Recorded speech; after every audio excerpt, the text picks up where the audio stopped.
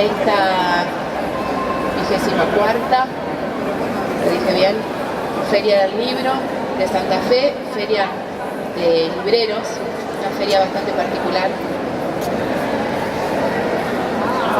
Si quieren pueden ir acercándose quienes estén charlando, porque empezamos, vamos a dar comienzo a esta charla.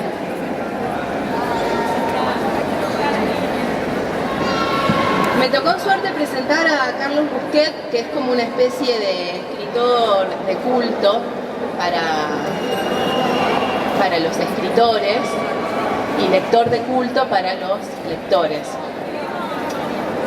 Porque, hay que decirlo, Busquet entró a la literatura por la puerta grande. Generalmente se comienza con pequeñas editoriales y de ahí se va escalando como se puede, pero Busquet logró en un concurso llamar la atención, y no es poco. Primero, no es poco que haya mandado el libro o la novela a concurso, porque a veces los escritores tienen material y se dice que los concursos, mira, esta es una prueba, viste que dicen que los concursos son a dedo, esto es una prueba, bueno, podés dar fe de que esto no fue a dedo, o no sé, ahora podemos también. No, fue muy raro. Después me lo contaron desde el otro lado, desde el lado de cómo fue desde Herralde.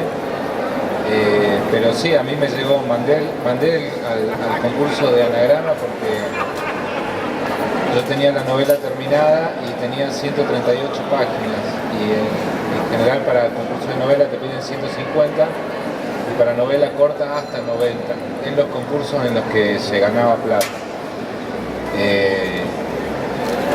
Entonces como no entraba en los concursos normales y no me dio para cambiar los márgenes o el interlineado para llegar a las 150 páginas, los dos concursos que permitían esa extensión eran el de anagrama, el premio Herralde, y el premio Rulfo de Radio Francia Internacional. Y bueno, al rato de haberla mandado, tipo 2 meses, me escribe el mismo Herralde diciendo que la novela no iba a ganar, que estaba entre las finalistas, entre las 5 finalistas, la lista corta, y que no iba a ganar, pero que él la quería publicar lo mismo. Estamos hablando de Herralde, que no es don nadie, básicamente. Y es el dueño de Anagrama. Y para mí fue muy fuerte porque yo he sido un lector, un buen cliente de Anagrama, tengo un montón de libros.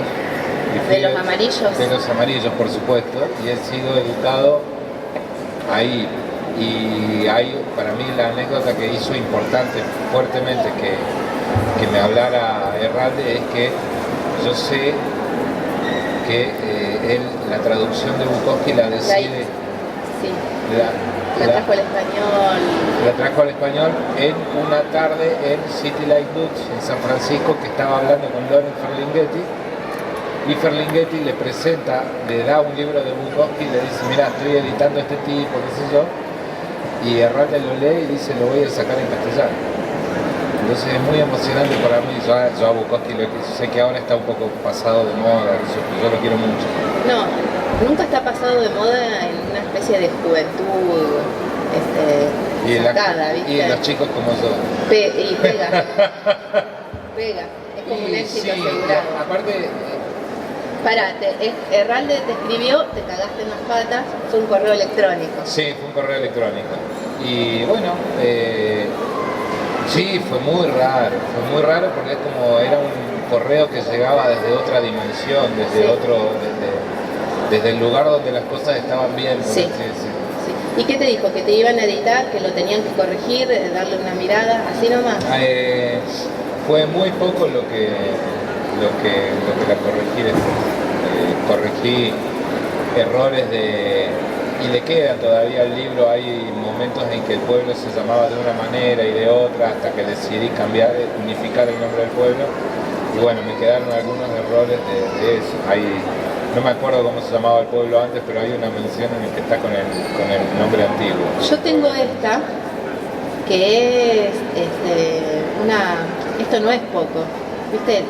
Los lectores vemos las ediciones. Ajá. Y yo tengo la tercera edición impresa. Tremendo. Ah, mirá, Es tremendo, porque ¿vos sabés de cuánto es la tira de Anagrama? No. No, yo tampoco, pero ni me quiero imaginar. No, o sea. yo sé que no, pero tampoco es tanto. Yo creo que de esta novela se han impreso, las tiradas eran de 3.000 ejemplares. Sí, igual no es tanto, pero Sí, y es... o sea, quiero una tirada de 3.000 ejemplares, una pequeña tirada de 3.000 ejemplares. ¿Sabés que yo, como me imagino que quienes estamos acá sabemos quién es Carlos y sabemos de qué se trata esta novela? Se hizo últimamente famosa porque Caetano la llevó al cine, pero si querés hablamos de eso, o si querés después hablamos. La sí, verdad que no la vi ayer. Ah, ¿y? ¿La viste? ¿En Netflix? No, ¿Dónde me la invitaron viste? a Córdoba a un evento en el que se proyectaba la película y no pude ir. Entonces la terminé viendo. ¿Y? Y no, horrible. Me habían dicho que era como una adaptación muy respetuosa y efectivamente tratan de reconstruir el clima, pero siento como que cualquier cosa que yo hubiera aportado, cualquier originalidad que tuviera el libro, lo sacaron puntillosamente, hasta reemplazaron chistes buenos que hice yo por unos chistes de mierda que pusieron ellos. ¿Sabés que, ¿sabés que justo que me habían dicho de pegarme este lujo de venir a entrevistarte, empecé a ver un poco noticias sobre vos y bueno, sobre la película y una de las cosas que leí, la escribió Quintín como en el 2010. Ah, sí. ¿Sabes quién es? Sí, ahora y decía, no la adapten, por favor. sí. Y decía todo, dice, porque si la adaptan seguramente, Sí, estuvo muy bien. si la adaptan seguramente le van a cambiar el final y efectivamente el final está cambiado.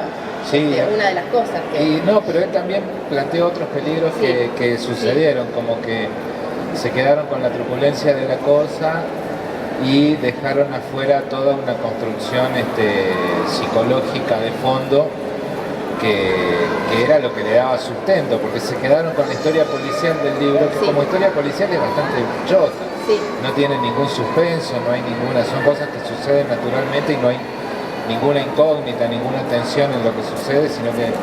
Y acá medio lo transformaron hasta como en un thriller, hay un momento de suspenso. No, lo transformaron en un thriller, Sí, horror. policial. Sí, me dio mucha vergüenza. Bueno, es un buen título de que te parece una cagada. Si hay alguien acá, yo haría esta nota. Vos sabés que leí un par de notas a razón de esto, de lo que estamos haciendo, y te voy a leer los titulares. A ver. Escribo para que se me perdone lo que soy. Infobae.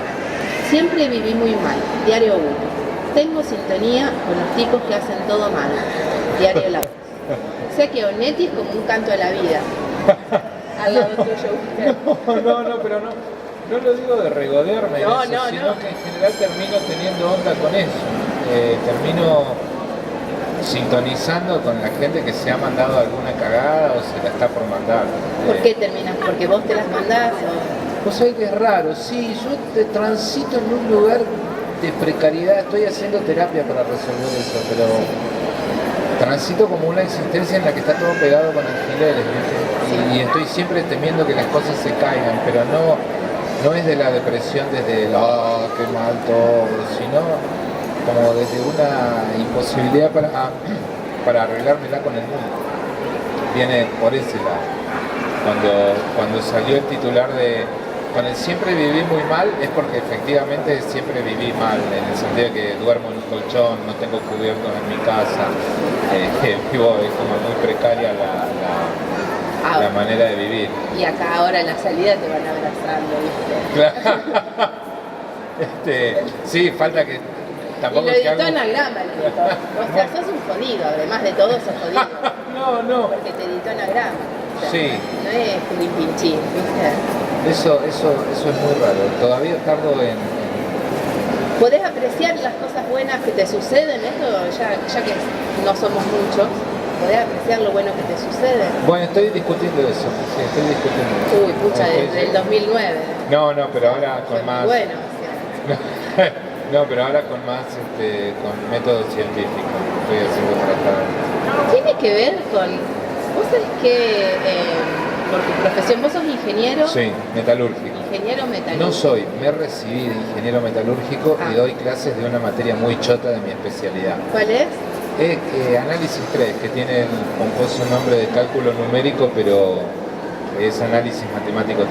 ¿Qué hacen?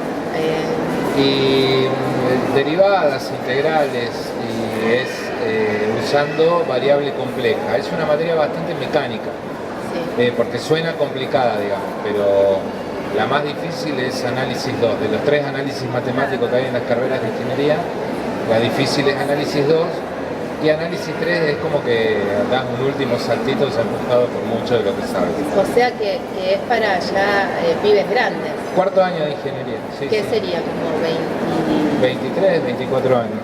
Ya son pibes grandes. Sí, sí. Y la mayoría varones. Casi todos son varones y ahora tengo una estudiante francesa de intercambio. Cuídala. Sí. Porque son...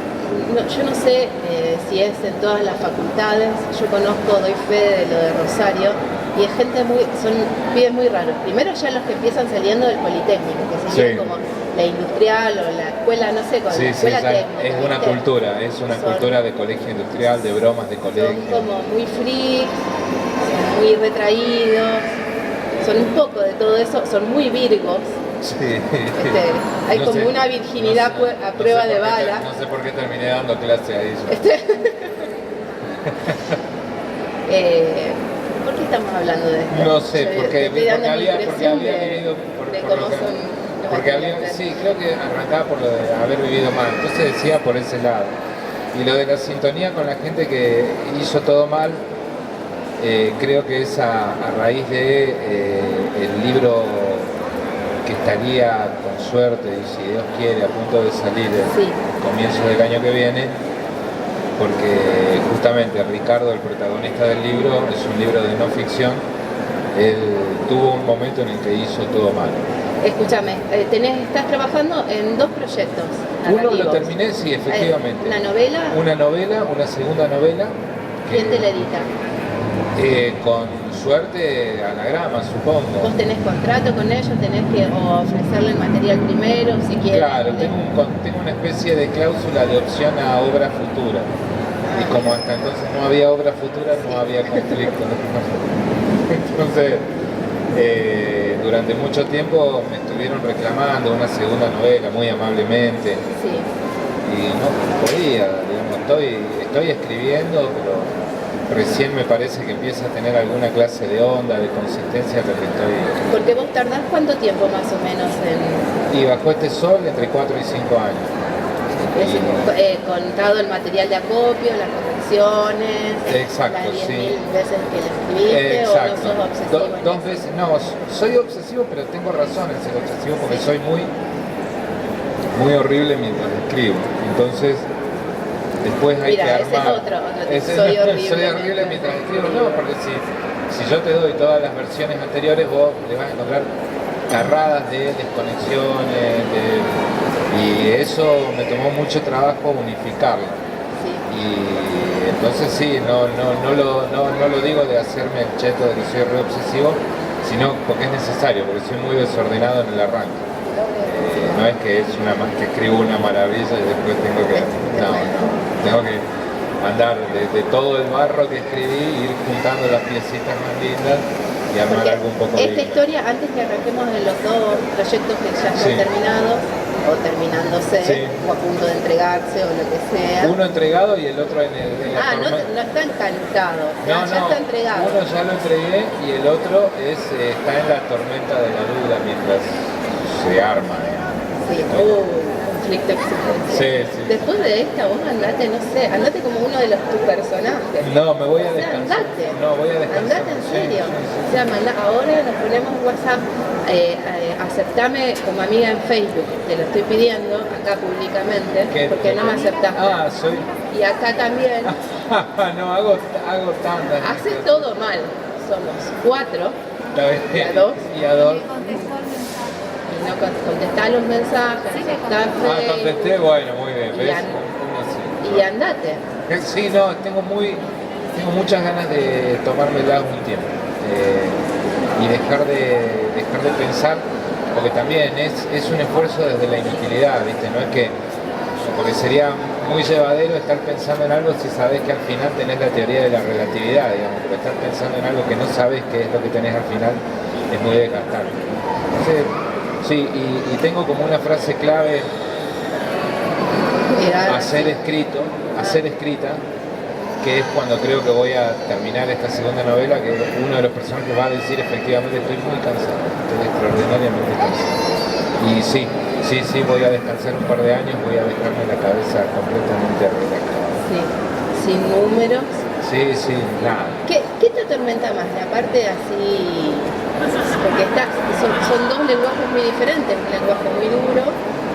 Porque esto a lo mejor te lo dice alguien que es ignorante de la matemática, ¿viste? Claro. Que decimos, esto es un lenguaje duro. No sé ni qué decirte. No, eso mirá, ¿qué es difícil? ¿Qué sé yo? Mirá, yo soy bachiller de formación de secundario y no entendí nada, y lo único que hice para aprobar las materias fue estudiar. O sea, no hay ningún... te puedo decir que la dificultad de la matemática es solo meterte es voluntad y meterte a hacer. Es como, un poco como todo. Yo soy de la teoría de que todo lo que queremos lo podemos hacer, pero el problema es la voluntad. Estoy bastante de acuerdo con eso. Viste que yo he tenido, bueno, justo, no voy a decir lo que he tenido, porque justo lo que he tenido lo he tenido acá y después me fui, así que no voy a decir, pero después hay ejemplos, se dicen de que, viste, la última de la clase después es una exitosa total, y la tipa que tenía constancia, voluntad, y lo mismo me parece que pasa en la escritura. ¿Viste? Sí, en ese caso sí te puedo atestiguar que soy un triunfo de la voluntad, por usar un título como este. Mira, ahí está. El triunfo de la voluntad, Leni Riefenstahl. Vamos a hablar de los dos proyectos que tenés en manos. ¿Lo que entregaste? Lo que entregué es un libro de no ficción al que llegué en el medio de la turbulencia de no terminar la segunda novela. Sí. ¿Cómo llegaste? Porque, bueno, conocí a gente del equipo tratante de una persona. Sí. Y me llega la historia de que vamos a ubicar al público. Sí. Que no es muy numeroso acá, pero todos nos están escuchando así como... Sí, somos la voz que está entrando inadvertidamente en vuestras conciencias. Somos como la voz. El tipo está comprando y estamos nosotros. Por esto se está escuchando en todas libro. El equipo tratante son profesionales de la salud mental. Vamos a arrancar con la definición. Este libro se llama Magnetizado y tiene que ver con un asesino serial rarísimo que existió en la Argentina durante una semana de 1982. Ricardo mató a 4 personas en diferentes días de una semana, sí, de septiembre de 1982. Los mató de manera calcada, son 4 crímenes iguales y son crímenes que no tienen ningún sentido para nadie. ¿Puedo preguntar cómo los mató? Sí, los mató, son 4 taxistas. Sí. Los mandó a una esquina, les pidió una dirección. O sea que lo llamó pidiéndole el servicio. No, estamos hablando de 1982, eso no sucedía. Él estaba en una especie de... Él estaba entrando en un brote psicótico. Sí. Y entonces se va a vivir a la calle, duerme en las plazas y duerme en los cines continuados del barrio de Flores, viendo la misma película 6-7 veces por día durante toda la semana hasta que la cambian. Y un día sale y siente una cosa en el cuerpo que dice, es el que viene. Y aludía esa cosa, que no es una voz, que es parte de lo raro, él no escuchó voces, no tuvo un brote psicótico, digamos, de manual, fue una cosa bastante más rara. Y bueno, tomó el siguiente taxi, le indicó una calle y cuando llegaron, el taxista se da vuelta para cobrarle, él le pega un tiro, apaga el motor, pone el reloj taxímetro en cero y se fuma 2 cigarrillos acompañando al hombre mientras muere.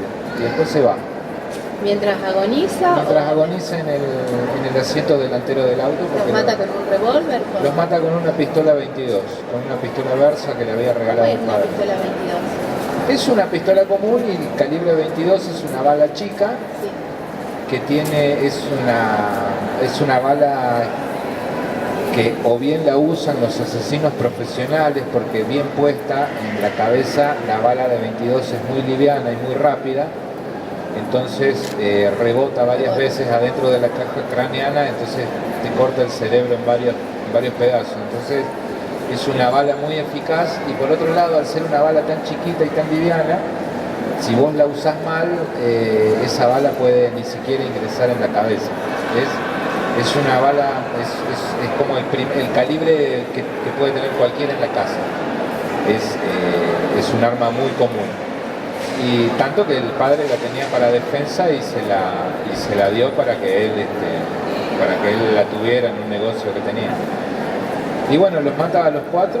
A los 4 de forma similar en esta De forma similar a lo largo de una semana. Sí. También va sintiendo lo mismo, es el que viene. Es el que viene. Él sale a dar vueltas, caminaba. Siempre son taxistas. Siempre son taxistas, él no tiene nada contra los taxistas. Muy bueno. Nunca nadie. Menos mal. Menos mal. Son crímenes completamente inexplicables hasta para él. Y no hubo ninguna alucinación, sí hubo alucinaciones pequeñas, secundarias a los crímenes. ¿Y cuáles fueron? Y hay 2 o 3. Por ejemplo, un momento de confusión muy grande, ya te cuento las alucinaciones, pero un momento de confusión muy grande en el primer crimen.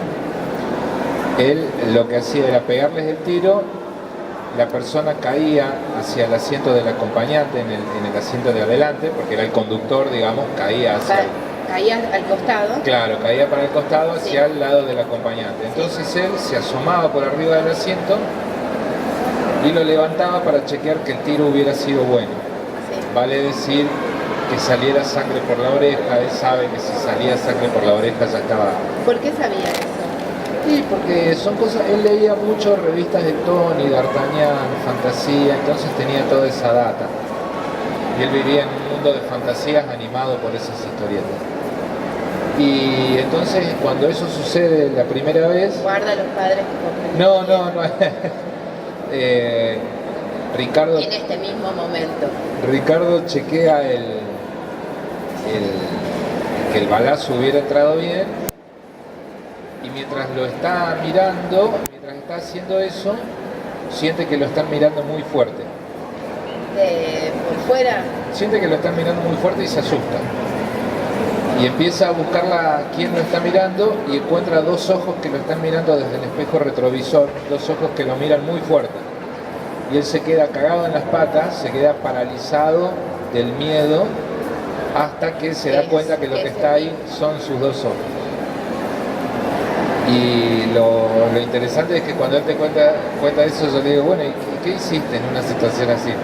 Y no, nada, dije, qué boludo era yo, nada más. Después me explicaron que en un brote psicótico sucede eso, pero para él fue una cosa re normal, se asustó en el momento y después ve a una persona más chica de lo que era. Es una alucinación muy cortita. A raíz de lo que dijiste, Freud cuenta una cosa así, que él va en un tren, ve en un espejo unos ojos raros que lo están mirando, se asusta porque hay una cercanía y se da cuenta que son los de...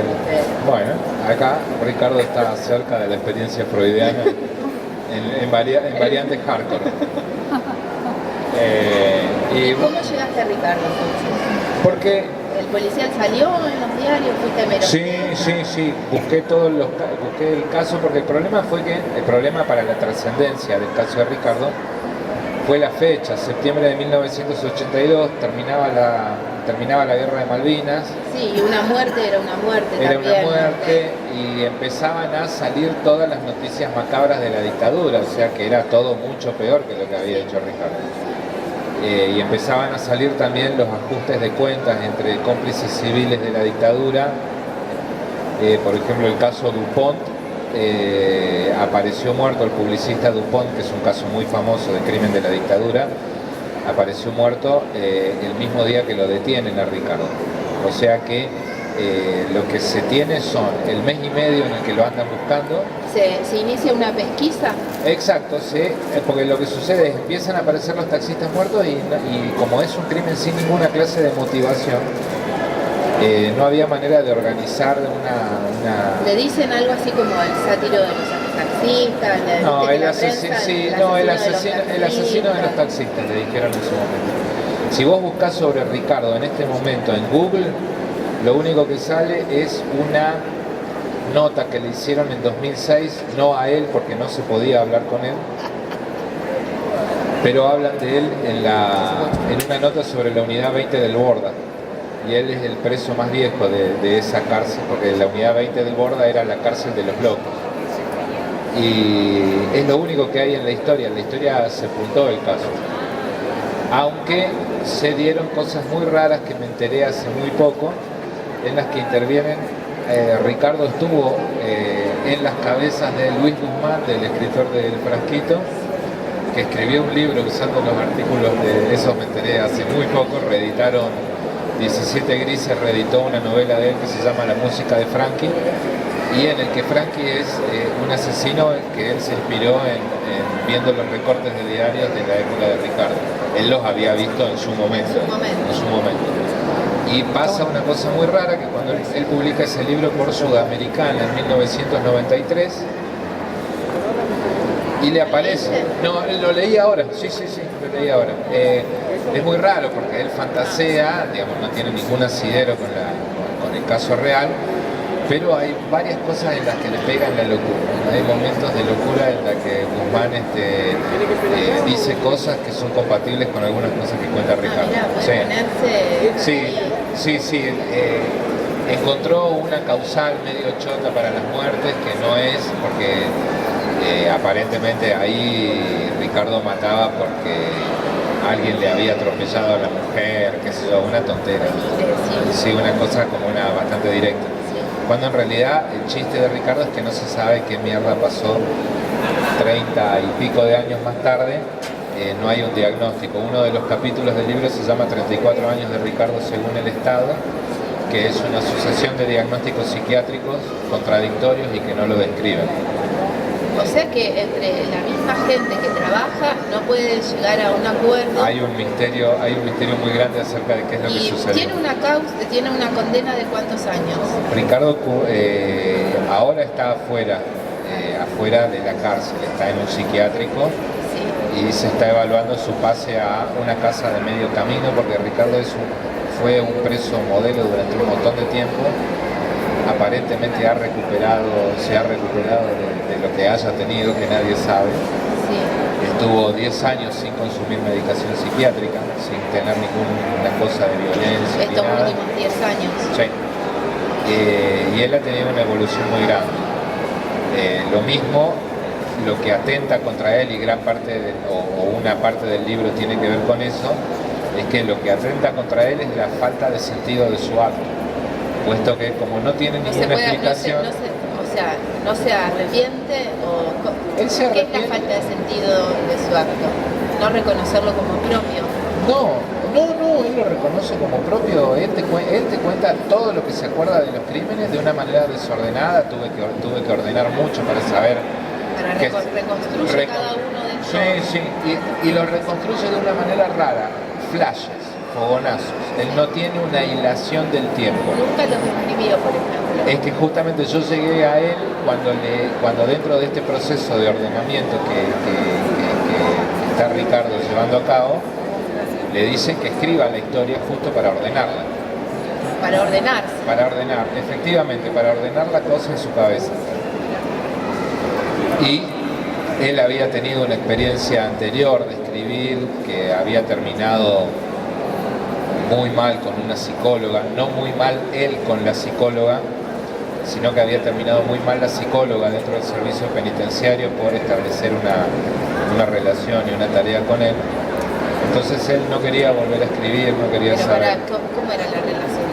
Es medio misterioso, tiene que ver con la aparición de Piglia y lo de Luis Guzmán, porque cuando Guzmán publica el libro, se da una cosa muy rara que se le aparece una mujer y le dice: yo escribí una novela sobre un tipo que mató a 4 taxistas. Guzmán le dice: esa novela la escribí yo y la acabo de publicar. Y la mina le dice: no, yo escribí una novela sobre la misma persona y le puedo corregir cosas que usted dice. Porque Guzmán dice que lo entrega el padre y en realidad lo entrega el hermano. Cosa que son, digamos, Guzmán se agarra de las cosas que dicen los diarios y la causa tiene bastantes diferencias con lo que salió en los diarios. Y resulta que esa mujer había sido una psicóloga que lo había atendido a Ricardo en el Borra y había escrito una novela sobre él y se la había llevado a Piglia y Piglia le había dicho que estaba muy buena. Así que ahora estoy en campaña. Entonces, contactando a Luis Guzmán. ¿Piglia le habrá comentado ya tenemos la novela a Guzmán o no? No, fue la mujer, por indicación de Piglia, a verlo a Guzmán. Y Guzmán no le dio mucha cabida y esa mujer es solo una anécdota en su cabeza. O sea, 3 personas escribieron, o 3 personas contándote a vos, escribieron esta historia. Exactamente. Y los nombres de Guzmán y de Piglia estaban dando vueltas. Muy bueno, muy bueno. No, muy bueno. Es muy buena la historia. ¿Cómo encaraste? Porque dijiste es un texto de no ficción. ¿Qué dijiste? Sí, es un texto de no ficción.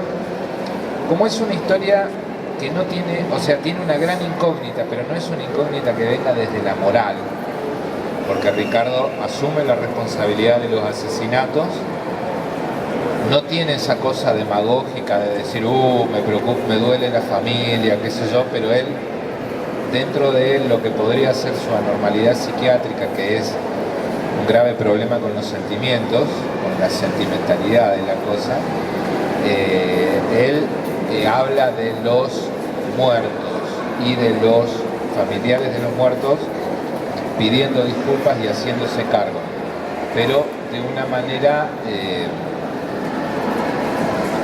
no mentirosa, digamos. Yo le tengo un gran, no sé si decir cariño a Ricardo, pero lo respeté mucho como persona.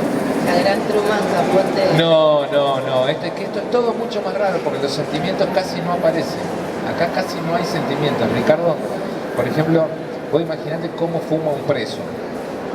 Y Ricardo ahora dejó de fumar y no tiene ningún problema con haber dejó de fumar de una. ¿Cuántos años tiene? Ricardo tiene 55 ahora.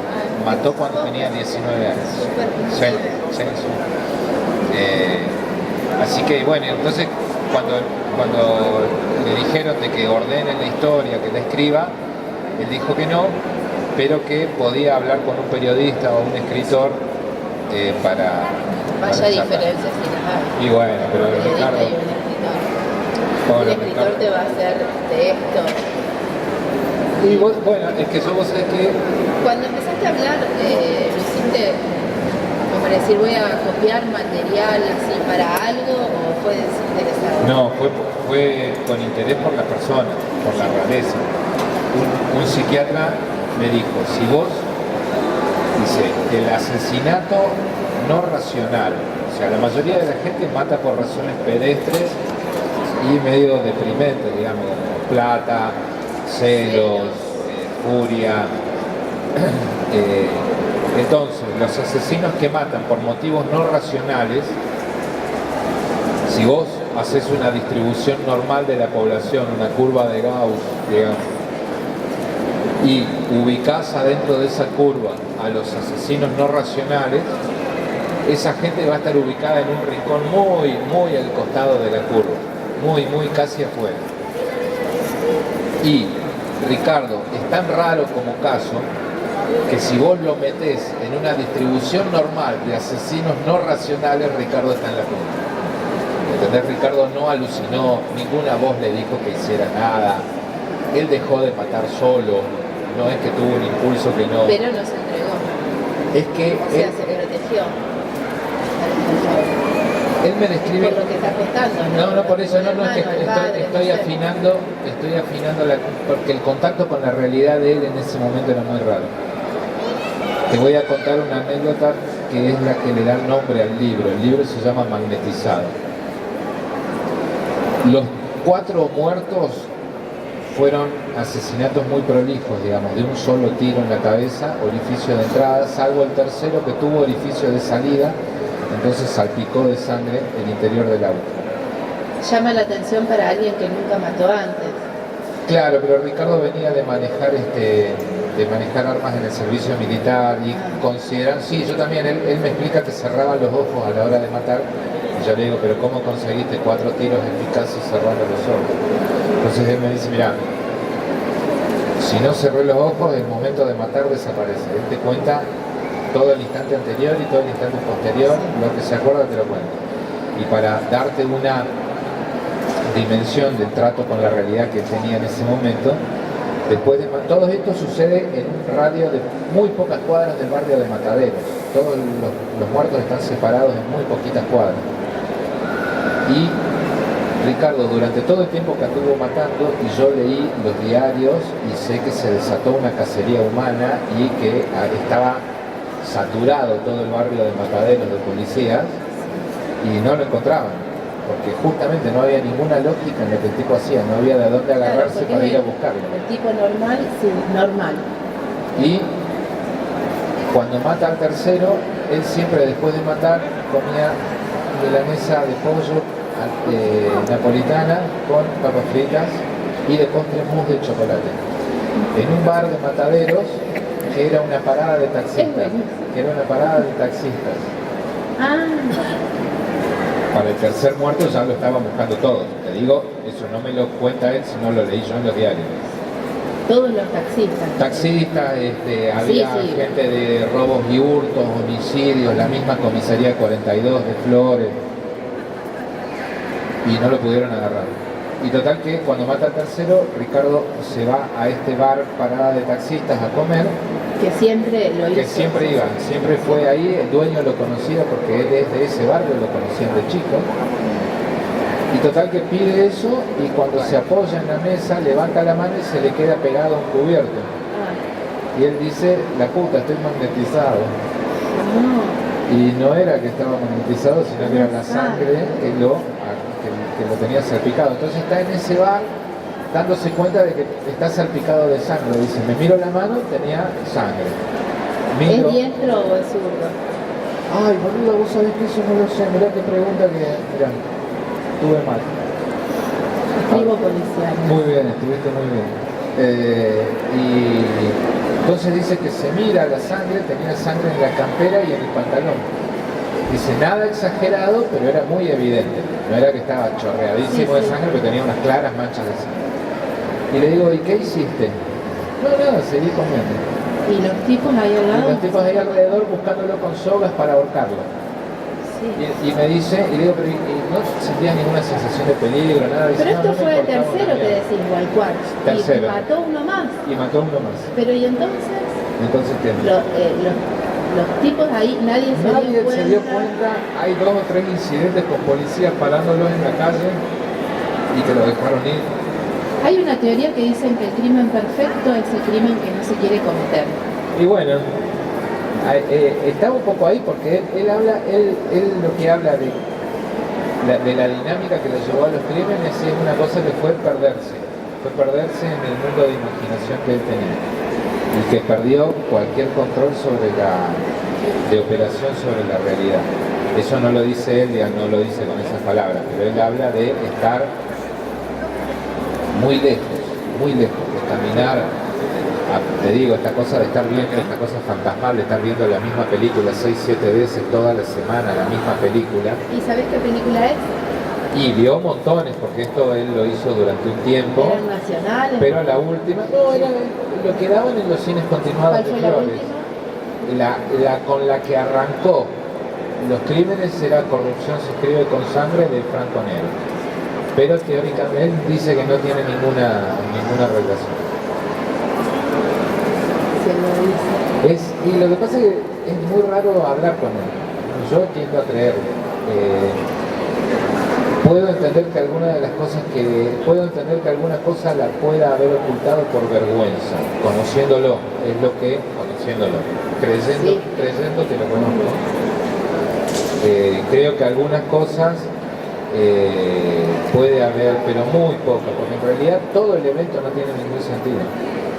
Bueno, Y todo el evento no tiene coincidencia con lo que es Ricardo después, es muy extraño. Es todo muy extraño. ¿lo armaste? ¿Cuántos capítulos tiene? Creo... no sé, porque alguno está numerado únicamente lo que son palabras de él.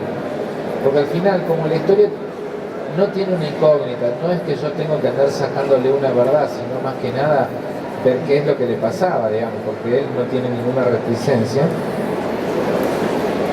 Entonces, con el correr del tiempo decidí sacarme del libro. Las conversaciones con él fueron mucho más vacilantes, mucho más largas. ¿Grabás? Grabé todo, tengo todo grabado acá. Podría, si querés puedo poner a ¿Grabás con celular o grabás con la tablet? Ajá. Con la tablet. Y... no me acuerdo lo que te estaba por responder. No, hablábamos de los capítulos y de que te sacaste sí, vos. me saqué a mí. Entonces lo que hay es la sucesión abro con una pequeña charlita con él, donde hablamos de él es satanista. Sí, pero un satanismo muy amable, una cosa muy rara. Y entonces, bueno, le pregunto por un tatuaje que tiene una cruz invertida, un 666, y una esvástica invertida. Y le digo, escúchame, la esvástica de los nazis es la esvástica mala onda. Él tiene como la que dicen, la de los hinduistas. Claro, porque es un símbolo mucho más antiguo que el nazismo. Sí.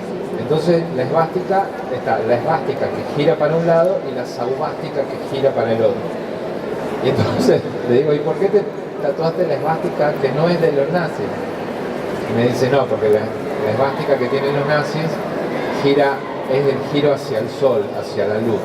Yo me tatué la contraria, que es el giro a la oscuridad. Con eso abrí. Con eso abrí. No, abro la primera línea del libro es yo preguntándole, dicen que hay gente que te vio levitar. Y él se caga de la risa y me dice, ¿quién te vio? No, le digo, uno que te conoció en la 20 y que vino acá y vio que estabas vos acá y pidió que lo pusieran lejos tuyo porque dijo que vos sos malo en serio y que él te vio levitar una vez. Y él se caga de la risa y dice, no, bueno, pero ese muchacho es muy impresionable, entre otros problemas que tiene. Entonces hay una apertura ahí que tiene un pequeño sentidito, son 2 páginas, y después viene la reconstrucción de los hechos, únicamente hecha con las palabras de los diarios. Solo recorté las crónicas y ordené los acontecimientos como lo contaron los diarios. Después viene una entrevista con el juez que lo detuvo, porque es muy difícil encontrar gente de esa época, los peritos que lo atendieron murieron, hay toda una oscuridad alrededor de él. Y después de eso viene lo que te digo, el capítulo con todos los diagnósticos psiquiátricos contrarios. Y después sí, viene él hablando. Entonces yo lo único que hice fue dejar las preguntas que no pude sacar, que explicaban el texto que seguía, digamos, y concentré lo que serían, ponerle 4, 5, 6 respuestas a la misma pregunta, las junté todas, y entonces hice una sola respuesta más grande. Entonces hago esa aclaración de que las conversaciones fueron mucho más vacilantes, porque si no Ricardo parece mucho menos loco en el texto. Que a la vez te digo, Ricardo, vos podés hablar muy bien. ¿Le diste algo de tu material? Sí. ¿Te firmó algo? No firmó, pero él me pidió, él es la voluntad, le pregunté incluso si no quería salir con iniciales, con seudónimo, no. Sale con nombre. Sale con nombre, de hecho, porque justamente siento que soy responsable del libro, porque lo escribí, lo ordené, me volví boludo ordenándolo, digamos. Convertí casi 600 páginas de bruto de desgrabación en 137 de diálogo. Afiné mucho la historia y la ordené, quedaron cosas afuera. dijiste que viene ahora un programa que desgraba. Ah, mira, bueno, lo que pasa es que acá estaba desgrabando muy finamente, tenía que escucharla y justo por lo raro de él, yo tenía que escuchar palabra por palabra lo que el tipo decía, porque muchas veces en los pliegues de que armaba dos frases podía encontrar una pregunta para meter. Y lo que quedó es como si hubieran convertido en libro una serie, a mí me quedó la idea de que es como una carpeta con expedientes, que yo te dije, y que esos expedientes y las desgrabaciones cuentan la historia. Y él cuenta toda su historia, un poco de la vida en la cárcel, no es un libro tumbero, no es un libro que se regodee en la miseria de la cárcel, sino que habla de su proceso mental ahí adentro. Después hay... Ahí está algo como de la película. Me quedó esto que dijiste, la diferencia de la película y el libro. Sí. Que es como una especie de película medio tumbera, sí. Y no va por ahí. Exacto, claro, porque el chiste no es el morbo acá, sino la explicación, la aventura de este tipo. Este no es un sádico, no es un psicópata, es una persona que no sabemos qué corno pasó, pero justamente el chiste es la incógnita. Y entonces después, para subrayar un poco la incógnita, llego hasta la actualidad de él en la cárcel, y antes de cerrar el libro pongo una charla con una psiquiatra que lo atendió, que en realidad lo que hice fue juntar charlas con varios profesionales que tuve, gente que lo conocía, gente que no, y armé como una especie de conversación explicatoria de todo lo que se vino, o explicatoria dentro de lo que se puede, de todo lo que hubo acá. Y después cierra con él con una cosa muy linda que dice él sobre qué piensa de estar en libertad, y cuenta el final total, nadie se va a acordar eso. Vos te estás spoileando vos solo. Sí, pero creo que tiene chiste, lo mismo. Confío en la contundencia de la cosa. Como el final no, porque el final es como una evaluación después de todo lo que él cuenta. Y entonces yo le pregunto qué idea tiene él porque él dice, yo acá ahora estoy bien, estoy en equilibrio. Trabajo, él cocina, en la época que redacté el libro, él cocinaba para los guardias, o sea, los guardias cocinaban la comida que él comían la comida que él cocinaba, o sea, que algún grado de confianza hay. Yo una vez llegué a una entrevista sin avisar, entonces hubo que organizar el trabajo en la cocina, y me pasó ver a un guardia cárcel entrar al medio de la entrevista y decirle, che, bueno, no, ahí donde estás vos voy a poner otro cana, dice, porque si meto otro preso están tus cuchillos, qué sé yo, no confío en la otra gente. Claro, y en él sí. hay cuchillos, hay... Y él, el loco jamás. Entonces, él termina diciendo, bueno, yo estoy en equilibrio, tengo mi cel.